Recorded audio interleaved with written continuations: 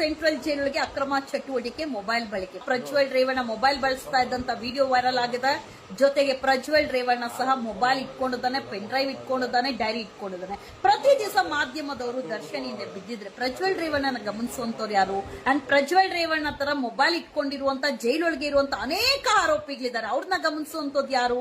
And ಆ ಅನೇಕ ಆರೋಪಿಗಳು ಯೂಸ್ ಮಾಡ್ತಾ ಇರುವಂತ ಮೊಬೈಲು ಅದೇ ಪರಪ್ ನಗರ ಸೆಂಟ್ರಲ್ ಜೈಲ್ನ ವೈಫೈ ಇಂದ. Bengaluru central jail, I mean ಪರಪ್ ನಗರ ಸೆಂಟ್ರಲ್ ಜೈಲ್, ಜೈಲೊಳಗೆ ಎಲ್ಲಾನು ಸಿಗುತ್ತೆ, ಮೊಬೈಲು ಸಿಗುತ್ತೆ, ಅಕ್ರಮ ಚಟುವಟಿಕೆಗಳು ನಡೆಯುತ್ತೆ, ಬೇಕಾಗಿದ್ ತಿನ್ಬೋದು, ಬೇಕಾಗಿದ್ ಸಿಗುತ್ತೆ, ಎಲ್ಲವೂ ಸಿಗುವಾಗ ಅದ್ ಹೇಗೆ ಪರಪ್ ನಗರ ಸೆಂಟ್ರಲ್ ಜೈಲ್ ಆಗಕ್ ಸಾಧ್ಯ?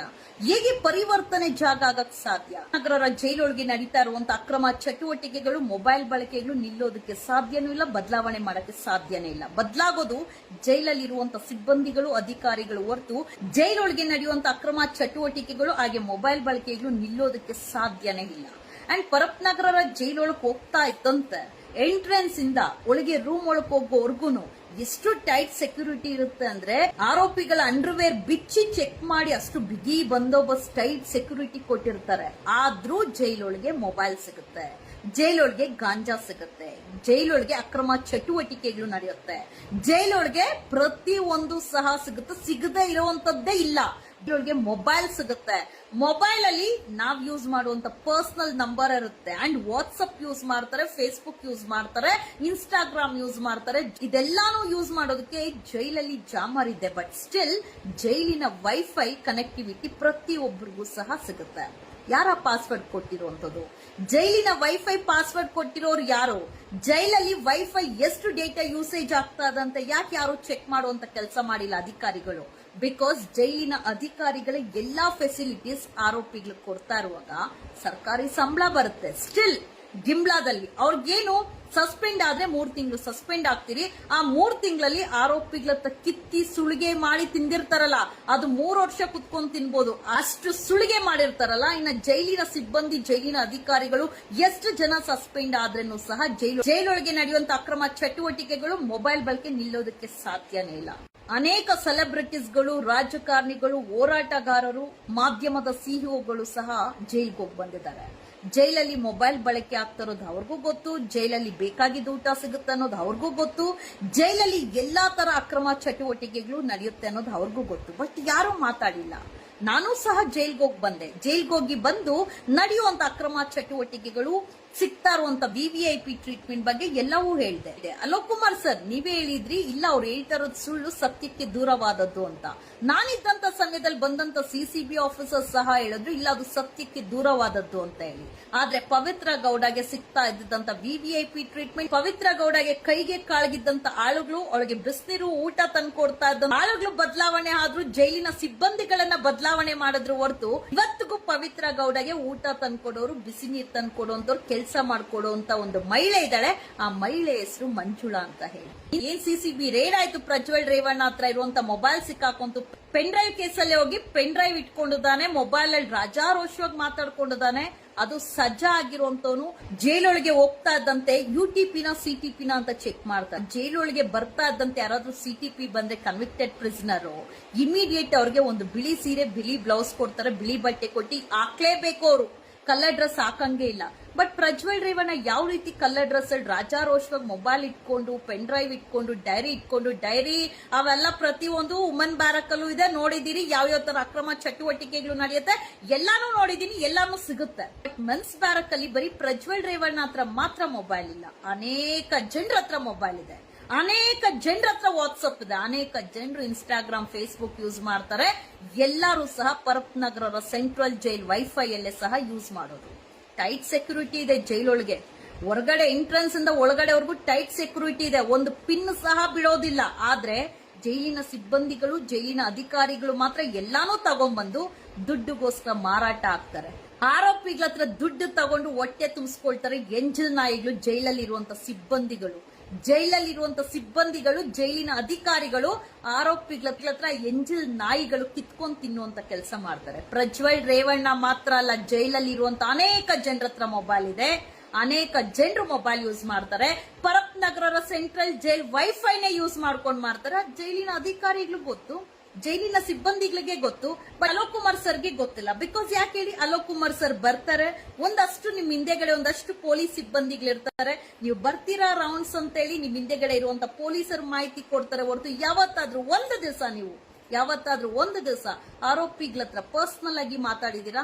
ಅವರ ಸಮಸ್ಯೆ ಏನು, ಇಲ್ಲಿ ನಡೀತಾ ಇರುವಂತ ಅಕ್ರಮ ಚಟುವಟಿಕೆಗೇನು, ನಿಮ್ಗೇನಾದ್ರೂ ತೊಂದರೆ ಕೊಡ್ತಾರ ನಾವು ಹೋದ್ಮೇಲೆ, ನಿಮ್ಗೆ ಸರಿಯಾಗಿ ಊಟ ಸಿಗ್ತಾ ಇದ್ಯಾ, ಸೊಳ್ಳೆ ಕಾಟ ಎಷ್ಟಿದೆ, ಮಹಿಳೆಯರಿಗೆ ಪ್ಯಾಡ್ಸ್ ಕೊಡೋದಿಲ್ಲ, ಒಂದು ದಿವಸ ಆರೋಪಿಗಳ ಹತ್ರ ಏನ್ ಸಮಸ್ಯೆ ಇದೆ ಅನ್ನುವಂಥದ್ದು ಮಾತಾಡಿದೀರಾ? ಪರ್ಸನಲ್ ಆಗಿ ಮಾತಾಡಿದ್ರೆ ಅಲೋಕ್ ಕುಮಾರ್ ಸರ್ ಅವರೇ ಮಾತಾಡಿಲ್ಲ. ನೀವು ಬರ್ತೀರಾ, ನಿಮ್ ಅಧಿಕಾರಿಗಳ ಹತ್ರ ರಿಪೋರ್ಟ್ ತಗೊಳ್ತೀರಾ, ಹೋಗ್ತೀರಾ ಹೊರತು ಕೂತ್ಕೊಳ್ಳಿ, ಆರೋಪಿಗಳ ಹತ್ರ ಕೂತ್ಕೊಂಡು ಮಾತಾಡಿ ಪರ್ಸನಲ್ ಆಗಿ. ಇನ್ನೇನ್ ನೀವು ಬರ್ತಾ ಇದೀರಾ ಅಂದ್ರೆ ಎಲ್ಲಾರ್ಗು ಟ್ರೈನ್ ಅಪ್ ಕೊಟ್ಬಿಟ್ಟಿರ್ತಾರೆ ಆರೋಪಿಗಳಿಗೆ, ನೀವು ಮಾತಾಡಂಗಿಲ್ಲ ಅಂತ ಹೇಳಿ. ಮಾತಾಡ್ಬಿಟ್ರೇನು, ಅಕಸ್ಮಾತ್ ಸತ್ಯ ಹೇಳ್ಬಿಟ್ರೇನು, ನೀವು ಹೊರಗಡೆ ಹೋಗ್ತಾ ಇದ್ದಂತೆ ಅವ್ರು ನಿಡ್ಕೊಂಡು ಹೊಡಿತಾರೆ. ಇವತ್ತೆಷ್ಟೋ ಜನ ಜೈಲಲ್ಲಿ ಇರುವಂತವ್ರು, ಆಸ್ಪತ್ರೆಗೆ ಹೋದವರು ಸಾವನ್ನಪ್ತಾ ಇದಾರೆ. ಯಾಕೆ ಹೇಳಿ, ಜೈಲೊಳಗೆ ಒಂದು ಪ್ರಾಪರ್ ಮೆಡಿಸಿನ್ ಸಿಗಲ್ಲ. ನಾವು ಸಾಯ್ತಾ ಇದೀರಿ, ನಮ್ ಪ್ರಾಣ ಹೋಗ್ತಾ ಇದೆ, ನಮ್ಗೆ ಹುಷಾರಿಲ್ಲ ಆಗ್ತಾ ಇಲ್ಲ ಅಂದ್ರೇನು ಔಟ್ ಹಾಸ್ಪಿಟಲ್ ಕಳ್ಸಲ್ಲ. ಇನ್ನೇನ್ ಪ್ರಾಣ ಹೋಗ್ಬಿಡುತ್ತೆ, ಎಮರ್ಜೆನ್ಸಿ ಮುಗೀತಿ ಇವ್ನ ಕತೆ ಇವಳ ಕತೆ ಅನ್ನೋಗ ಆವಾಗ ವಿಕ್ಟೋರಿಯಾಗ ವಾಣಿ ವಿಲಾಸ್ಗೂ ಹಾಕುವಂತ ಕೆಲಸ ಮಾಡ್ತಾರೆ ಹೊರತು ಜೈಲೊಳಗೆ ದುಡ್ಡಿಲ್ಲ ಅಂದ್ರೆ ಏನೂ ಇಲ್ಲ. ನಿಮ್ಮ ಎಣ ಅಷ್ಟೇ ನಿಮ್ಮ ಪೋಷಕರ ಕೈಗೆ ಸೇರುತ್ತೆ. ಆ ಎಣ ಕೊಡೋಗುನು ಸಹ ನೀವು 10,000 ರೂಪಾಯಿ ಕಟ್ಲೇಬೇಕು. ಪರಪ್ನಗರ ಜೈಲಿಂದ ಹೊರಗಡೆ ಬರ್ತಾ ಇದ್ದಂತೆ ಮಾಹಿತಿ ಕೊಟ್ಟೆ, ಜೈಲೊಳಗೆ ನಡೀತಾ ಇರುವಂತ ಅಕ್ರಮ ಚಟುವಟಿಕೆಗಳು ಏನು ಅಂತ ಹೇಳಿ. ಪವಿತ್ರ ಗೌಡಗೆ ಸಿಗ್ತಾ ಇರುವಂತ VVIP ಟ್ರೀಟ್ಮೆಂಟ್ ಬಗ್ಗೆ ಹೇಳಿದೆ, ನಿಂತಿದ್ಯಾ? ಇವತ್ಗೂ ನಿಂತಿಲ್ಲ. ಇವತ್ಗೂ ಆಕೆಗೆ ಕೈಗೆ ಕಾಲ್ಗೆ ಹಾಳಿದ್ದಾರೆ. ಜೈಲೊಳಗೆ ಪ್ರತಿಯೊಬ್ಬರನ್ನು ಕರೆದು ಎಂಕ್ವೈರಿ ಮಾಡಿದ್ರು. ನೀವ್ ಯಾರನ್ನಾದ್ರೂ ಕಾಂಟ್ಯಾಕ್ಟ್ ಅಲ್ಲಿ ಇದ್ದೀರಾ ಸಂಧ್ಯಾ ಜೊತೆ, ಏನಾದ್ರೂ ಇನ್ಫಾರ್ಮೇಶನ್ ಕೊಡ್ತಾ ಇದೀರಾ? ಇಲ್ಲಿ ನಡೆಯೋದೆಲ್ಲ ಸಂಧ್ಯಾಗೆ ಹೆಂಗ್ ಗೊತ್ತಾಗ್ತಾ ಇದೆ? ಇಲ್ಲಿ ನಾವ್ ಏನೇ ಮಾತಾಡ್ಲಿ ಅಲ್ಲಿ ಹೇಳ್ತಾ ಇದಾರಲ್ಲ ಹೆಂಗೆ ಅಂತ ಹೇಳಿ ಪ್ರತಿಯೊಬ್ರು ಕಾಲ್ ಲಿಸ್ಟ್ ಚೆಕ್ ಮಾಡಿಸಿದ್ರಂತೆ. ಬಟ್ ನಾನ್ ಜೈಲಲ್ಲಿ ಇದ್ದಂತ ಸಮಯದಲ್ಲಿ ಯಾರ ಜೊತೆನೂ ನಾನು ಮಾತಾಡ್ತಾನೆ ಇರ್ಲಿಲ್ಲ. ನಾನ್ ಮಿಂಗಲ್ಲೇ ಆಗೋದಿಲ್ಲ. ಫಸ್ಟ್ ಆಫ್ ಆಲ್ ನನ್ ಕೆಲಸ ಏನೋ ನಾನೇನೋ ಅಂತ ಇರ್ತೀನಿ ಹೊರತು ಅದು ಹೊರಗಡೆ ಆಗ್ಲಿ ಜೈಲ್ ಒಳಗಡೆ ಆಗ್ಲಿ ನನ್ನ ವೈಯಕ್ತಿಕ ಸಮಸ್ಯೆಗೆ ನಾನು ಜೈಲ್ಗೆ ಹೋಗಿದ್ದೆ ಹೊರತು ಎಲ್ಲೂ ತಲೆ ಮರೆಸ್ಕೊಂಡು ಓಡೋಗಿಲ್ಲ. ಇಲ್ಲ ಪೊಲೀಸ್ ಅವರು ನನ್ನ ಹುಡುಕಾಟ ಮಾಡುವಂತ ಕೆಲಸನೂ ಮಾಡಿಲ್ಲ. ಒಂದು ಹಲ್ಲೆ ಆಯ್ತು, ಜಗಳ ಆಯ್ತು, ರಾಜಾರೋಷ ಪೊಲೀಸ್ ಠಾಣೆಗೆ ಹೋದ, ನಾನೇ ಅದೇನಿದ್ಯಾ ಕಾನೂನು ಕ್ರಮ ಜರುಗಿಸಿ ಅಂತೇಳಿ ಆರಾಮಾಗಿ ಹೋಗಿ ಇದ್ದು ಜೈಲೊಳಗೆ ನಡೀತಾ ಇರುವಂತ ಎಲ್ಲ ಅಕ್ರಮ ಚಟುವಟಿಕೆಗಳ ಬಗ್ಗೆ ಹೊರಗಡೆ ತಂದು ಹೇಳುವಂತ ಕೆಲಸ ಮಾಡ್ದೆ. ಹೇಳಾದ್ಮೇಲೆ ಏನ್ ಆಕ್ಷನ್ ತಗೊಂಡ್ರು? ಬಟ್ ಪ್ರಿಯಾಂಕಾ ಖರ್ಗೆ ಸರ್, ಪ್ರಜ್ವಲ್ ರೇವಣ್ಣ ಹತ್ರ ಏನ್ ಮೊಬೈಲ್ ಸಿಕ್ಕಾಕೊಂಡಿದೆ, ಬರೀ ಪ್ರಜ್ವಲ್ ರೇವಣ್ಣ ಅಲ್ಲ, ಎಲ್ಲಾರ ಹತ್ರನೂ ಮೊಬೈಲ್ ಇದೆ. ಜೈಲಲ್ಲಿ ಇರುವಂತ ಪ್ರತಿ ಒಬ್ಬರ ಹತ್ರನೂ ಮೊಬೈಲ್ ಇದೆ. 30,000, 40,000, 50,000 ಬೇಸ್ಡ್ ಆನ್ ಮನಿ ಮೊಬೈಲ್ ನ ತಂದ್ಕೊಡುವಂತ ಅಧಿಕಾರಿಗಳಿದ್ದಾರೆ. ಸಿಮ್ಸ್ ನ ತಂದ್ಕೊಡುವಂತ ಅಧಿಕಾರಿಗಳಿದ್ದಾರೆ. ಸಿಮ್ ತಗೊಂಡ್ಬಂದ್ಬಿಟ್ರು, ಗಾಂಜಾ ತಗೊಂಡ್ಬಂದ್ಬಿಟ್ರು ಅಂತ ಹೇಳಿ ಬೇಕಂತ ಆಗಾಗ ಪ್ರಕಾರ ವಿಸಿಟರ್ಸ್ ಬಂದವ್ರು ತಗೊಂಡ್ಬಂದ್ರು ಅಂತ ಹೇಳಿ ಕೆಲವೊಂದು ಪ್ರಕರಣ ಮಾತ್ರ ಬೆಳಕಿಗೆ ತರುವಂತ ಕೆಲಸ ಮಾಡ್ತಾರೆ. ಇನ್ನೊಂದಷ್ಟು ಪ್ರಕರಣಗಳು ಅಲ್ಲಲ್ಲೇ ಡೀಲ್ ಮಾಡಿ ಮುಗಿಸ್ಬಿಟ್ಟಿರ್ತಾರೆ. ಅಲೋಕ್ ಕುಮಾರ್ ಸರ್ ಜೈಲ್ ಹೊರಗಡೆ ಬರ್ತಾ ಇದ್ದಂತೆ ಅಕ್ರಮ ಚಟುವಟಿಕೆಗಳ ಬಗ್ಗೆ ಮೀಡಿಯಾಗೆ ಮಾಹಿತಿ ಕೊಟ್ಟೆ. ನೀವೇನ್ ಹೇಳಿದ್ರಿ? ಇಲ್ಲ, ಅದು ಸತ್ಯಕ್ಕೆ ದೂರವಾದದ್ದು ಅಂತ. ಇವತ್ ನೀವ್ ಹೇಳ್ತಾ ಇದೀರಾ ಎಸ್ ಪ್ರಜ್ವಲ್ ರೇವಣ್ಣ ಕೊಠಡಿದಲ್ಲಿ ಮೊಬೈಲ್ ಸಿಕ್ತು ಅಂತ. ಬರೀ ಪ್ರಜ್ವಲ್ ರೇವಣ್ಣ ಅಲ್ಲ, ಎಲ್ಲಾರ ಹತ್ರನೂ ಮೊಬೈಲ್ ಇದೆ. ನೀವು ಬರ್ತೀರಾ, ವಿಸಿಟ್ ಮಾಡ್ತೀರಾ, ಒಂದಷ್ಟು ಜೈಲಿನ ಸಿಬ್ಬಂದಿಗಳ ಜೊತೆ ಹೋಗ್ತಾ ಇರ್ತೀರಾ.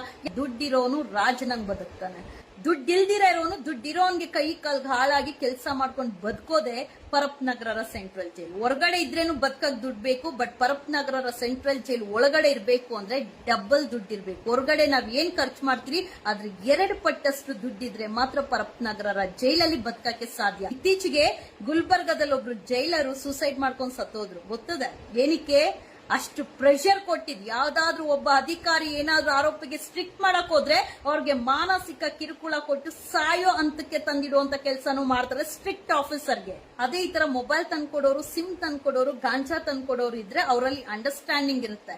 ಇಲ್ವಾ, ಜೈಲರ್ ಆದ್ರೂ ಸರಿ ಅವ್ರ ಮೇಲೆ ಹಾಕೊಡೋದು, ಅವ್ರನ್ನ ಸಾಯೋ ರೀತಿಗೆ ಅವ್ರಿಗೆ ಮಾನಸಿಕ ಕಿರುಕುಳ ಕೊಡುವಂತ ಕೆಲಸ ಹೈಯರ್ ಆಫೀಸರ್ಸ್ ಮಾಡ್ತಾರೆ. ಜೈಲೊಳಗೆ ನಡೆಯುವಂತ ಪ್ರತಿಯೊಂದು ಮಾಹಿತಿ ಸಹ ಹೇಳ್ತೀವಿ. ಜೈಲು ಅಂದ್ರೆ ಪರಿವರ್ತನೆ ಆಗುವಂತ ಸ್ಥಳ. ಬಟ್ ಜೈಲಿನ ಅಧಿಕಾರಿಗಳೇ ಸರಿ ಇಲ್ವಲ್ಲ, ಜೈಲಿನ ಸಿಬ್ಬಂದಿಗಳೇ ಸರಿ ಇಲ್ವಲ್ಲ.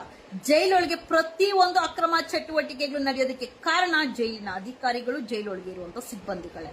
ಎಂಜಲ್ ಕಾಸ್ಗೋಸ್ಕರ, ಆರೋಪಿಗಳ ಹತ್ರ ಎಂಜಲ್ ಕಾಸ್ಗೋಸ್ಕರ ಭಿಕ್ಷೆ ಎತ್ತುವಂತ ಜೈಲಿನ ಅಧಿಕಾರಿಗಳು, ಜೈಲಿನ ಸಿಬ್ಬಂದಿಗಳು. ಅಂಡ್ ಪ್ರಜ್ವಲ್ ರೇವಣ್ಣನ್ಗೆ ಲೈಬ್ರರಿದಲ್ಲಿ ಕೆಲಸ ಸಿಕ್ಕಿದೆ, ಸಜ್ಜಾ ಆಗಿದ್ದಾನೆ, ವೈಟ್ ಬಟ್ಟೆ ಹಾಕೊಳ್ತಾನೆ ಇಲ್ಲ ಅಂತ. ಹಾಕು ಅಂತ ಯಾರು ಹೇಳ್ತಾರೆ? ಅಲ್ಲಿ ಯಾರು ಹೇಳ್ತಾರೆ? ಹಾಕು ಅಂತ ಯಾರು ಹೇಳಲ್ಲ. ಲೈಬ್ರರಿದಲ್ಲಿ ಕುತ್ಕೊಳ್ತಾನೆ ಬರ್ತಾನೆ ಅಷ್ಟೇ, ಬಟ್ ಸಂಬಳ ಬರ್ತಾನೆ ಇರುತ್ತೆ. ಈ ತರ ಮಹಿಳಾ ಬ್ಯಾರಕಲ್ಲೂ ಎಷ್ಟೋ ಜನ ಇದ್ದಾರೆ. ಎಷ್ಟೋ ಜನ ಇದಾರೆ ಇದೇ ತರ ನೋಡಿ ಕೆಲಸ ಕೊಡುವಂತ ಕೆಲಸ ಮಾಡ್ತಾರೆ ಅಂಡ್ ಕೆಲಸ ಹಾಕ್ಸ್ಕೊಂಡಿರೋರು ಕೆಲಸನೇ ಮಾಡಲ್ಲ, ಬೇರೆಯವ್ರ ಕೈಲಿ ಮಾಡಿಸ್ತಾರೆ. ಜೈಲಲ್ಲಿ ಏನ್ರಿ ನಡೆಯಲ್ಲ, ಪ್ರತಿ ಒಂದು ನಡೆಯುತ್ತೆ. ಆದ್ರೆ ಜೈಲ್ನ ಮಾತ್ರ ಬದಲಾವಣೆ ಮಾಡಕ್ಕೆ ಸಾಧ್ಯನೇ ಇಲ್ಲ. ಎಷ್ಟೇ ದೊಡ್ಡ ಅಧಿಕಾರಿ ಬಂದ್ರೂ ಸಹ ಜೈಲೊಳಗೆ ಬದಲಾವಣೆ ಅಸಾಧ್ಯ. ಅಂಡ್ ಯಾವುದೇ ಸರ್ಕಾರ ಬರ್ಲಿ ಜೈಲೊಳಗೆ ನಡೆಯುವಂತ ಅಕ್ರಮ ಚಟುವಟಿಕೆಗಳು ಮೊಬೈಲ್ ಬಳಕೆಯಲ್ಲೂ ನಡೀತಾನೆ ಇರುತ್ತೆ. ಅದು ಕಾಂಗ್ರೆಸ್ ಸರ್ಕಾರ ಇದ್ದೋಗ್ಲೆ, ಪ್ರಿಯಾಂಕಾ ಖರ್ಗೆ ಅವ್ರು ಇದ್ದೋಗೆ ಅಂತ ಅಲ್ಲ, ಯಾವುದೇ ಸರ್ಕಾರ ಇರಲಿ ಜೈಲೊಳಗೆ ನಡೆಯೋದು ನಡೀತಾನೆ ಇರುತ್ತೆ. ಬದಲಾವಣೆ ಆಗಕ್ಕೆ